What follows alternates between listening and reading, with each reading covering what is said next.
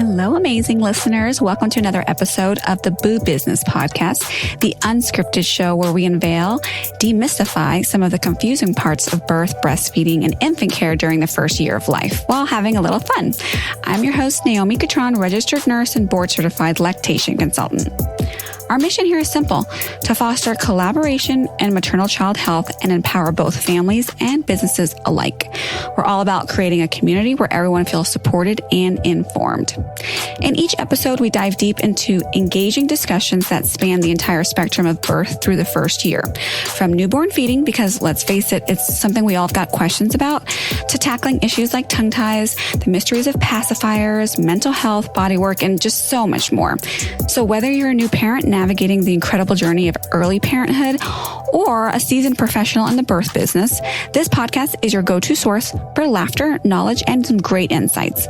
So we're here to make learning about boob business not just informative, but enjoyable. So join us for conversations that not only spark your curiosity, but also bring a smile to your face. So remember, every episode is a chance to connect, learn, and share.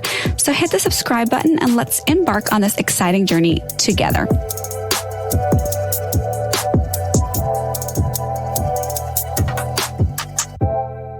Hello there, everyone. Today we have a special treat. We have Dr. Courtney Williams on the show, and she's going to be sharing with us some vital information that every listener needs to know. So without any further ado, I'm just going to have Dr. Williams introduce herself and tell us a little bit about your background. Thanks so much, Naomi, just for the opportunity to speak to you and to your audience. I'm really humbled to receive the invitation to come and be on the podcast. So I work in a population research center at a research-intensive university in the South. My work is primarily focused on improving the health and well-being of mothers and their children and families. As a medical sociologist, I'm trained to think about power and structural inequities, but I also engage in research that talks directly to people. And so I center the lives of marginalized voices and want to amplify groups and people that have historically been oppressed and marginalized. I love that. I want to be very transparent with all of our listeners here that oftentimes I'm hoping to air this podcast episode in the month of August, which is we have different weeks in August, but it's all celebrating Breastfeeding Awareness Month, and we have a week for Indigenous breastfeeding and a week for Black breastfeeding, and the first week in September they've made it Hispanic Breastfeeding Week now, and so I am wanting to talk about some cultural maybe disparities, but oftentimes I understand, but some people might just turn this episode off and be like, that has nothing to do with me. That's not like my issue. And I'm encouraging everyone to listen to this whole episode, because this is not going to be a podcast about, oh my gosh, these are all the things that are wrong and these are all how you have made this system terrible. It's going to have some small takeaways for everyone to be able to feel empowered to make just tiny improvements so that we can all lock arms with each other as a community and help to do our little tiny steps to improving health outcomes, because you never know like who your baby is going to end up marrying. I know they're babies now, but you might end up with someone who, your sister-in-law or a cousin or your own kids. And then these issues I want you to be aware of, and I want you to know what part you can play a role in. So so I just want to put that out there so people do understand that this is for them. This episode is for everyone to kind of take little nuggets from. And we are really, really blessed to have Dr. Williams on the show today. She does some profound research and she's very specialized. So she is not giving us, TikTok and Instagram popular quotes and, clickbait. She's telling us well-researched information. So I guess since I want to start off with discussing some things that people can feel empowered with. Maybe, I know we probably should talk about the elephant in the room a little bit first. So tell us, from your perspective in your research, what are you finding some of the deficits are when it comes to racism and maternal health and reproductive health? So I think a good practice as someone who is a mixed method scholar, qualitative researchers, we like to give a positionality statement. And so for those who can see me, I look like I have some melanin in my skin. And so just for listeners, I want to, do a positionality statement and recognize that I identify as a Black woman, a cisgendered heterosexual female. And so everything that I research, all of the empirical data that we'll be talking about today in my research, that is the position that I'm coming to all of my research with. I'm a Black feminist and reproductive justice advocate as well. And so I think the statistic that most of us are familiar with in the United States is the maternal mortality rate. And so if you think about the United States relative to other countries with advanced technology, the US is doing much worse. And so we have access to advanced technology, medical resources, the best of the best in terms of clinicians and practitioners and care. And yet, relative to other countries that have similar resources, the US mortality rate is abysmal.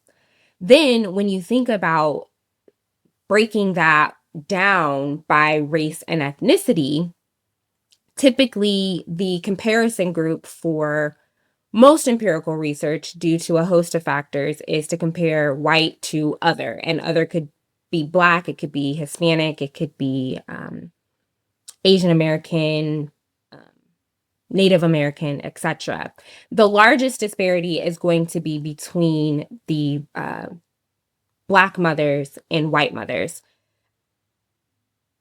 Native Americans also have a large disparity between Native Americans and whites as well, but at least 2 times to 3 times higher death rates for Black women relative to their white counterparts.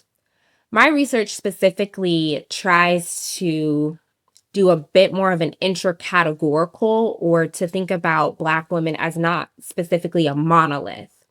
And so by that, I recognize that Black women are more likely to experience these adverse birth outcomes as well as their children, and thinking about more likely to experience severe maternal morbidity or life-threatening. Basically, severe maternal morbidity is thinking you almost died when you go to the hospital, but due to some intervention, you didn't. So I study severe maternal morbidity. I think about preterm birth, low birth weight, C-section rates, etc. And so essentially, we know that Black women have higher rates relative to their white counterparts in these specific outcomes or population health indicators. But among Black women, what's going on essentially within the group that is at the bottom of the totem pole? And so a lot of my work tries to bring a bit more of a heterogeneous perspective to that. And so what I find is that to some extent, education is protective, meaning having a bachelor's degree can essentially protect you from some of the negative health consequences associated with giving birth.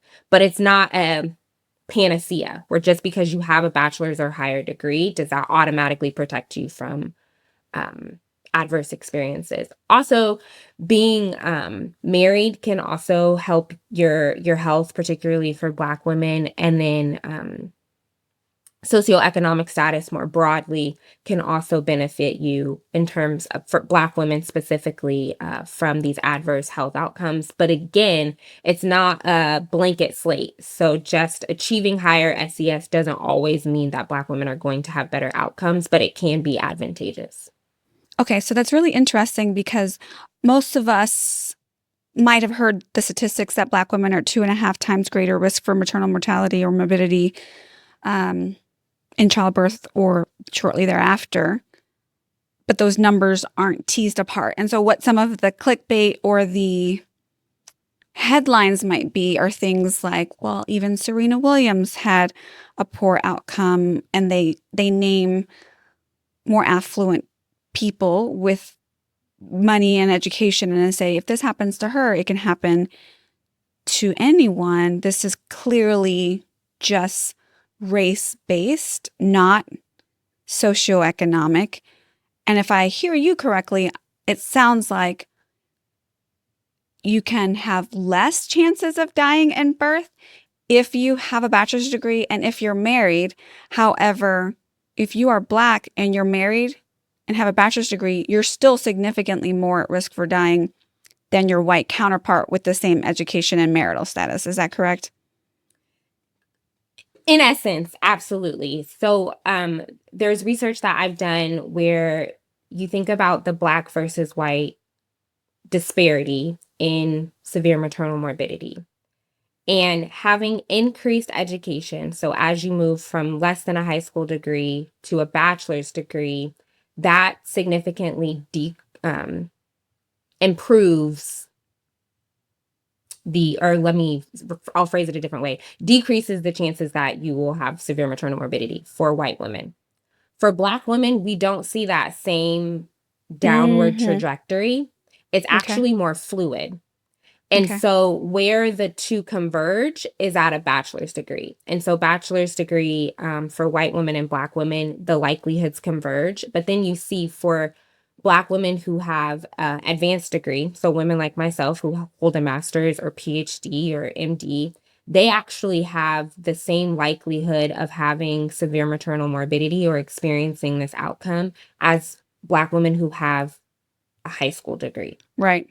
And so again, can it help you to some extent? It's not this overall protective blanket that having higher socioeconomic status automatically protects you.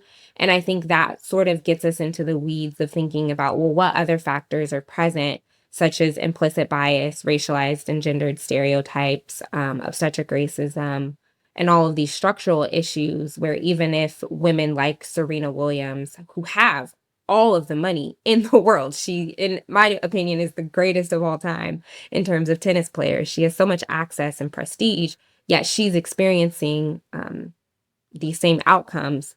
It leads researchers like myself and others to wonder what in the heck is going on. Okay. So I'm going to ask you a different kind of more generalized question. And this is not scripted, so we're just going to see where this goes, right? If, people know on this podcast, I'm not Black. I'm Puerto Rican. And so we come in all different colors. And it's interesting when you collect that data. I often struggle when I was doing my nursing license. Every year I have to recertify. And even when I go to the doctor's office, the questions it asks you about your race, it'll be like white, Black, non-Hispanic, Asian, and they have Indian in there, and then Pacific Islander. And I'll be like, which one do I press? Because I'm not Black, and I'm not white, and I'm not Asian. And then when I went to the doctor one time, they had me marked as white, and I remember trying to fix it. And then I went back. I was like, well, what box do I check? Because I'm not Black either. And then now I've learned that they've added an ethnicity box. So maybe the data will show different numbers because a lot of people in the Hispanic population, you can look white, you can look brownish like me, and you can look Black. And how you identify is different. So that's not really my question. My question, though, is why should people care? Why, if I was a white woman listening to this podcast, or an Asian woman, or a woman that's not affected by these numbers, right? Like, oh, my birth outcomes are fine. Why should we, as a community of women of different backgrounds, why should we care when we're not affected necessarily, or maybe that's what we think? And then maybe maybe one or two things that a white or Asian woman can do to maybe help their fellow sister in this community. And I love that language that you just used at the end, Naomi, because that's kind of what I want to lean into is sisterhood, right? So the big picture is people are dying, and that should be enough to move the needle in a way that's promoting equity and inclusion and making sure that our sisters, recognizing that not all people who can give birth might identify as a sister, but let's just say that they do, they're dying. And white women have the racial privilege to do something about that. They have essentially the social capital to be on the front lines advocating and to make their voices heard, whether it's separate from or alongside their Black, brown brothers and sisters. For the clinicians or practitioners or doulas, lactation consultants, educating yourself in the history of obstetrics and gynecology, in empirically based evidence and research, making sure that you understand when you are treating or speaking to, engaging with a Black woman, a brown woman, that these are the messages and narratives that are likely in their head, that you should hopefully want to partner with them to create a culturally competent, culturally sound care plan to treat them. So in that regard, if you are more of a doula or practitioner, you have a bit of power to create a safe and warm environment. And then you think about pregnant people who might identify as non-Black. You can partner with your Black sister or friend who's pregnant, share resources. You can throw her a baby shower. I mean, little things like that, because we're living in a world that is inundated with so much stress. Black women historically have noted additional stressors relating to that confluence of sexism and racism. And so just taking a little bit of burden off of them to host a baby shower, ask them if they need anything, share resources, going with them to their appointments. Not saying that white women need to be the saviors for Black women. Black women 10 toes down can stand up and speak for ourselves. We can speak for ourselves. But if, you have the rapport with a Black woman and you're white to go with them and help them advocate for themselves, or just stand there in solidarity and support, by all means do that. But I think above and beyond that, educating yourself so that you remain knowledgeable of what your sisters are facing in terms of when they become pregnant, give birth, and try to, parent to the best of their ability. I love that. There's a lot of good things that you said in there. First, I'm going to put a shameless plug. I'm going to tell you that one of the main reasons I wrote my book that I wrote, is because people don't have access to those golden nuggets that you get with specialized, individual, high quality lactation care. And I'm going to talk about breastfeeding in a minute, and breastfeeding in Black women. But you also talked about in the beginning how Black women are having higher rates of preterm labor and other complications, preeclampsia, all sorts of things. And so my book, like the whole second half of it, is just about how to protect breastfeeding, what you need to know to feel empowered if you encounter some of these complications, because otherwise you're walking in and you're not knowing. No one goes into birth like, oh, I'm planning for a C-section, or I'm planning to have a preeclamptic, episode, and I'm planning on having my baby in the NICU unit. No, that's not what you're planning for. But how can we still protect your feeding goals, your infant feeding goals, if those things happen? Well, I want you to read this book, and I want you to be prepared so you have all the little tools and cheat sheets you need, so that you know how to, or your partner can advocate for you, or your mommy or your auntie or whoever is there at the bedside with you. And if you have a friend, no matter what color she is, if she can come in and have your back during that postpartum period or during that birth experience and help advocate for you as a friend,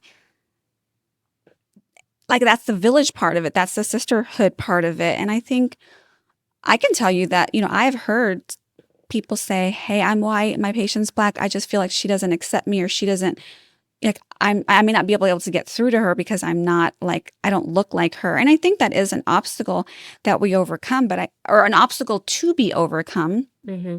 But I think in the same way we could vibe with Asian family, Indian family, family from the Middle East. Like, they want people in general want to know that you care first, not how much you know. What's that saying? It's like, not how much you know, it's how much you care, or something like that.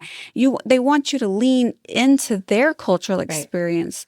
And like you said, educate yourself. So that was one thing I wanted to say, but you said something about educating yourself, and that I think it might be important to share some of those little things that you wish maybe a non-Black person knew about, some of those things that Black women are being told, or like the things that they're carrying, because we're not starting on even ground. A lot of Black women and different people from different socioeconomic backgrounds are starting in a much lower pace, and they're really just trying to do their best with all these. It's almost like my husband's like, we're always bobbing and weaving. There's always something that you're combating against, never mind just the act of being pregnant. So maybe if you can share some of the things that I think would be helpful, you might wish a white-facing provider or friend or doula should know before they kind of come into this situation. Absolutely. I think first and foremost is to recognize your own privilege. And that takes work. If this is your first day on the anti-racism journey, I would say maybe take a step back to do some self-reflection, sit along some of your white peers who might be a bit more advanced, further along in this journey to figure out how to, communicate and word things. But for those who recognize and have a general sense of awareness of the privilege racially that you carry, I think the first thing that you can do is be aware of the stereotypes and the narratives that are in Black women's heads. And so I had this amazing opportunity when I was a PhD student to speak with almost 40 people, pregnant people who gave birth or were pregnant during COVID. And a lot of the things that the Black women were sharing with me is they know about the rates of death for Black women being higher than white women. And they were terrified. I mean, time and time and time again, they were saying, I just don't want to die. I don't want my baby to die. And we're sitting there crying together and just I'm holding space, for them to process through these really traumatic experiences. And I think that's the first thing that I would share with our white sisters is Black women to some extent can be petrified going into birth because they literally do not know if they are going to survive because of all of the systemic issues that are inundated in our medical industrial complex. The second thing is the historical legacy of pain thresholds. And so medical journals during the antebellum period were inundated with information that Black people were impervious to pain, meaning that they could sustain these higher pain tolerances. And so when a Black woman who is giving labor is screaming out in pain and she's not being listened to and then she's not receiving the proper medication, those are the things where she may benefit from, not always, but she may benefit from an advocate saying, doctor so-and-so, midwife so-and-so, doula so-and-so, my friend here is in pain. Listen to her. Just because she's Black does not mean that she can withstand more pain and have a higher pain threshold. And so listening to what she needs in those instances and then supporting her to the best of your ability. And I'll also just speak to those who are coupled with a man.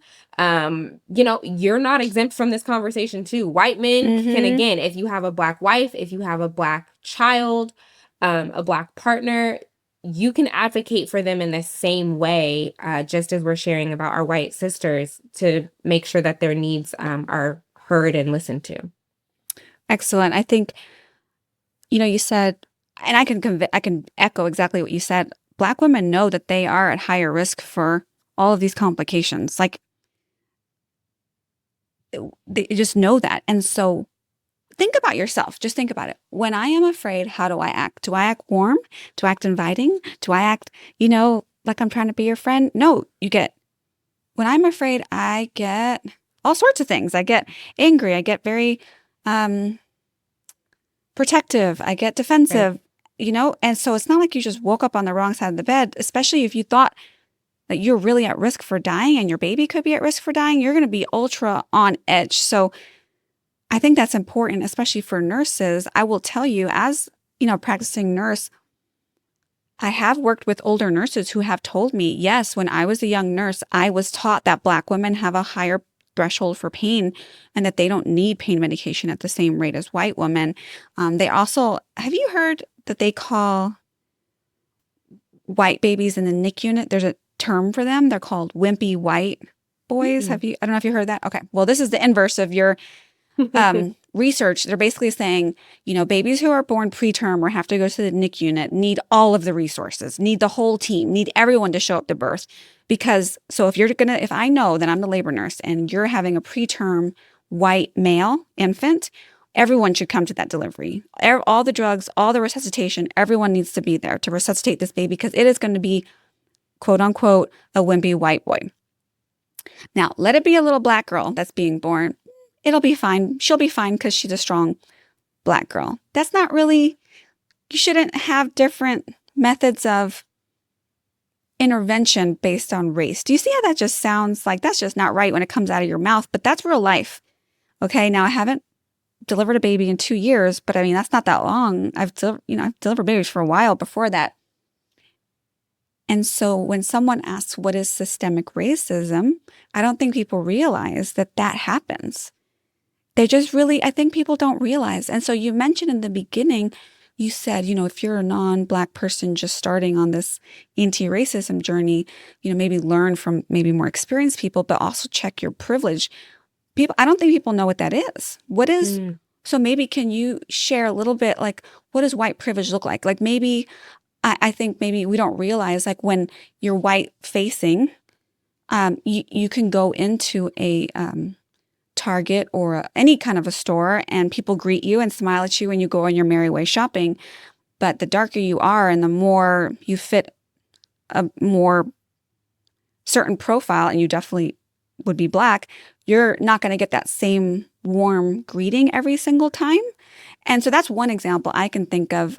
But maybe, do you think you can shed some light on what white privilege looks like? Or maybe some resources or books that people can look into, or podcasts or anything that they can learn more about that? I can share from a researcher perspective. I Sure. don't want to speak for white women because, again, I identify as a Black woman. But from a researcher perspective, there are various scholars, the invisible knapsack, and the scholar Peggy McIntosh. She essentially identifies about 20 to 25 different items where white people don't have to think about these things because they're essentially invisible. Like you said, going into a Target and you don't have to worry about whether or not you are being followed. You can go into an appointment with your doula or your OB-GYN, and you don't have to think about, are they thinking about me in a certain type of way because I look a certain type of way, because I'm, as Black women do. I spoke with, again, in the interviews that I did during COVID, I spoke with about 25 white women. And this was a theme that I found was, to some extent, white women were completely oblivious of their privilege. And this is me asking them a very direct question. To what extent did your race impact you during your pregnancy experience? And for a host of them, well, race didn't impact me. Actually, it did. You just didn't recognize it because to you, whiteness is typically coupled with being invisible. We don't think about white or whiteness as a racialized category, where all of it's socially constructed, but it's the Black and brown community that has to deal with the stereotypes. You think about aspects even of vicarious racism. And so one of my dear friends and colleagues, Mia Brantley, her work speaks to Black mothers who have Black children, whether they're mixed or not, and the stressors that they have to endure when their Black child goes outside, just walking out on the street. We think about Trayvon Martin and all of these children who now are being birthed into an environment, if you're racialized as Black, that is necessarily not safe for them. And so this is an additional stressor on the mother that then can impact their health. That white parents, if you're a white parent of a child who is also, who's not mixed, essentially, who's white, you don't have to deal with that. You don't have to, again, think about, am I going to get access to pain medication? Am I going to be believed when I walk into the hospital and ask for whatever you might come in with in terms of your chief complaint? And so these are the things that white privilege, whiteness makes invisible to our larger social environment. And it's just the way that race and racism continues to permeate every facet of the Yeah. US. I'm going to put the link in there for Peggy McIntosh's Invisible Knapsack paper so that people can learn a little bit more about it. I've read a lot of really cool books. Unfortunately, I don't have all the titles right here off the tip of my tongue because I have a weird, precarious point of view that I'm coming from where I grew up being very, very diverse to what my appearance is very like I'm the kind of person that you want on your like Wick video because I could be anything. Like I'm like that brown enough person. And so my kids also are often can your son be on the school billboard or this or that? Because they're just the right enough looking ethnicity to not be offensive to anyone that might have bias. So they're not too dark and they're not too light. Does that make sense? And I see that and I'm like, oh man, that's so interesting. I had a different experience when I grew up on the East Coast. English was not my first language, but I also am I'm not Black. I don't have a dark appearance, so that came with some privilege too. And now I don't have an accent anymore because I learned English really young. And so there is a lot of privilege I can, even in that transition, I can see. So I wanted to learn more about this, especially as being a bedside nurse. I feel like we don't, especially in Austin, we don't have a very large Black population. So I really wanted to make sure I can be there and be present and like break down some of the barriers. Because I feel like when you're scared you're going to die, you're not going to just come on in and be like, yeah, do whatever you like to me. Let's just roll with it. No, it's not like that. You got to really overcome some trust issues, and those are warranted. Like, I'm not going to knock your hustle. Like, that's real. Like, that's really warranted. And it's my job to build our trust together and keep this party moving forward and keep you safe. That's not something that you're just going to give over freely. And I respect that.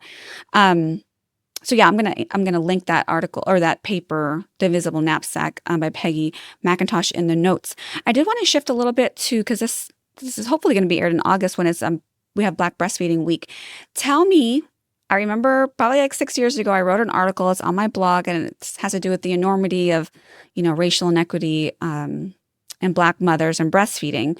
And I have a very well-intentioned white friend who I would not consider to be a racist, but I would consider her to be completely blind of her white privilege. And she said to me, why is Black Breastfeeding Week even needed? What's the difference between Black breastfeeding and white breastfeeding? How would you respond to that? What a loaded question. Does she have a Sorry, girl. No, but does she have a whole, 2 days? So let's unpack the history of Black breastfeeding in the United States. I think, my response to her is going to be similar to when people say about the Black Lives Matter movement. Well, don't all lives matter?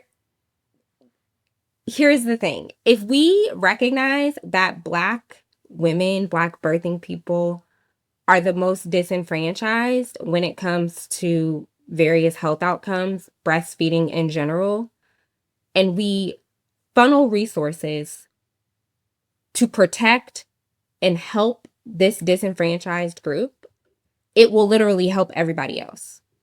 So it's not pie that is just evaporating. This is, everyone can have a slice. And by helping your Black brothers and sisters, by acknowledging that their rates are lower in terms of breastfeeding, then you are acknowledging White Breastfeeding Week. But for today, for this week in August, we're going to amplify the voices that are historically marginalized, that don't get the same platform, that don't get the same access to resources. And so to the white sister that you talked with, I would hope that you would want to come alongside me to support me in these endeavors. And through it, we can learn, together. So that's what I would say to her without giving her a whole dissertation long, seminar in the history and legacy.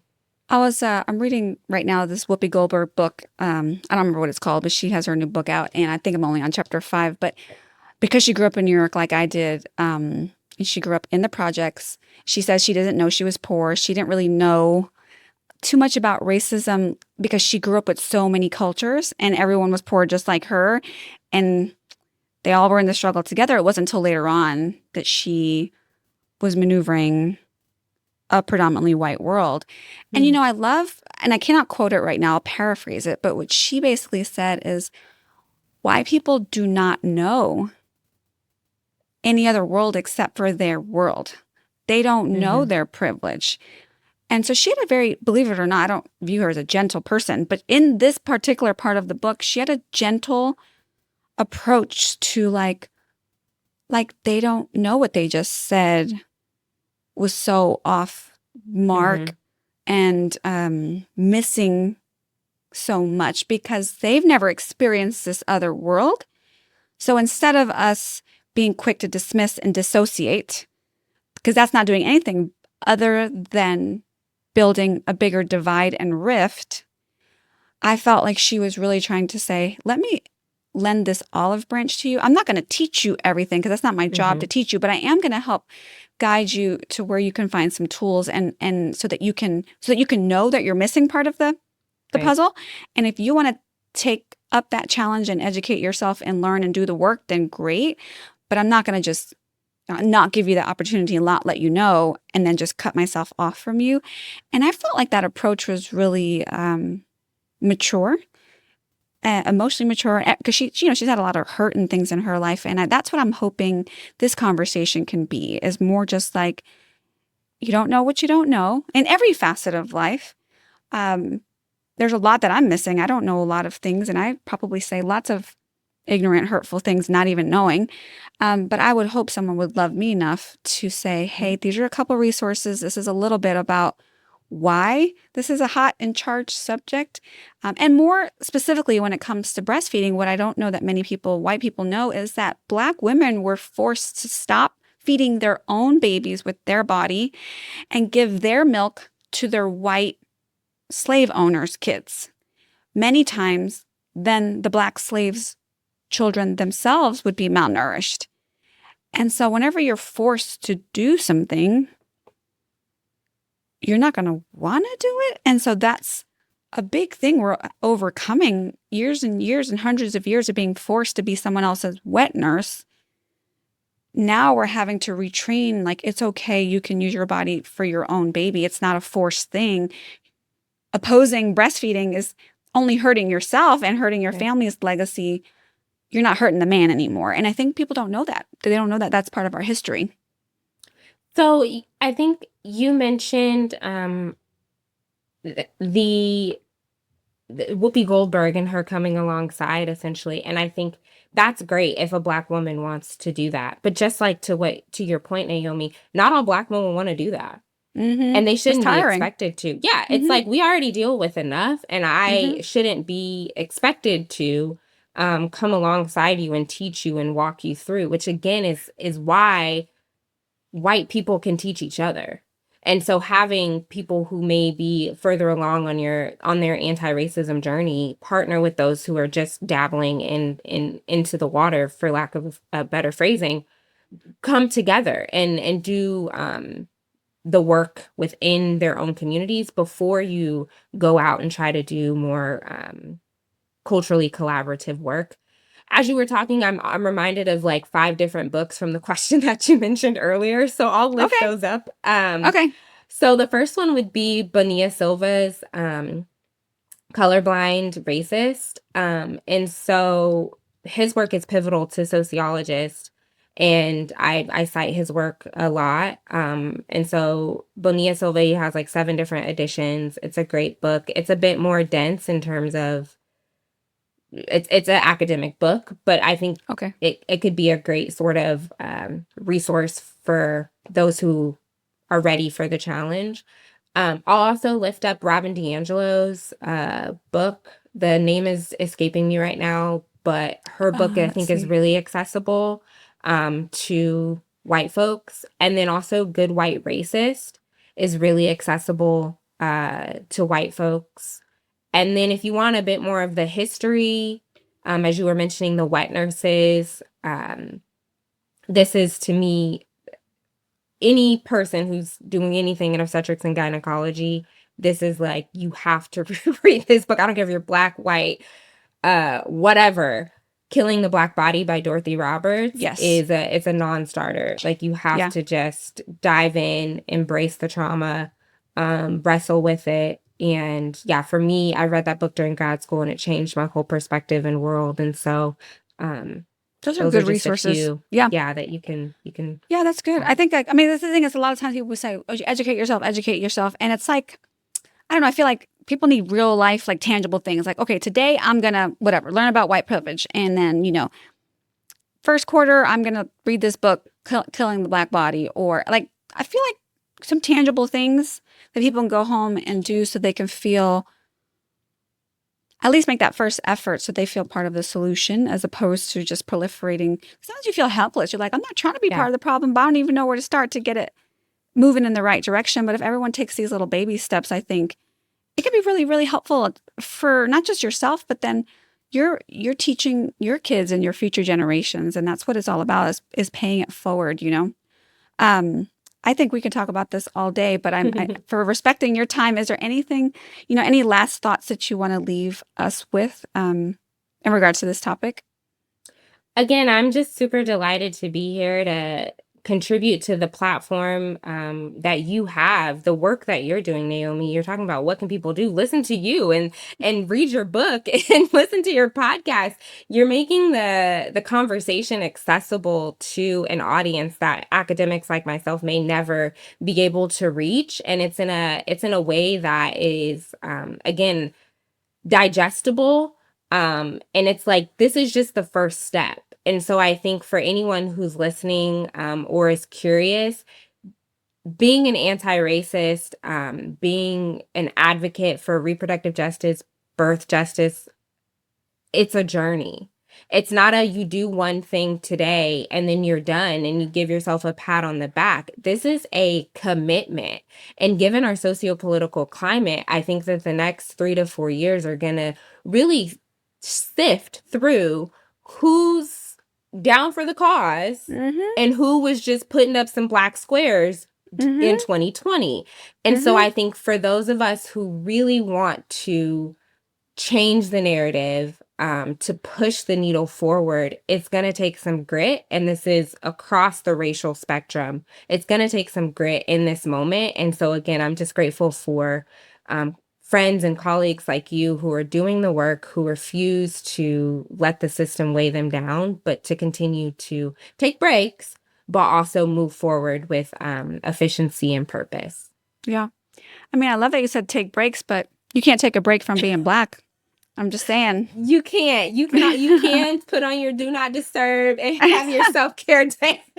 You can, and just, do what you need to do inside your house. But yes, as soon as you go outside in those streets, you are blackety black. And so in that regard, there is no break. It's like, I'm showing up as I am. You can take it or leave it. Right. But yeah, we have to stay informed and continue to, you can't let your foot off the gas. Right. I do love how the younger generation, because I did get to know you from a younger generation person. I feel like they're wanting to know and learn more and have more openness. And so I do love that. And I think it's going to be really promising. So thank you so much for just spending time with me. Your time is very valuable. And you're doing God's work by doing this research. I know it's hard to get funding these days. But this is vital for the fabric of our country. Yeah. Thank you so much. A pleasure. Thank you so much. Thanks for listening. To learn more about newborn feeding and get your free swipe file, visit milkdiva.com/newborn feeding.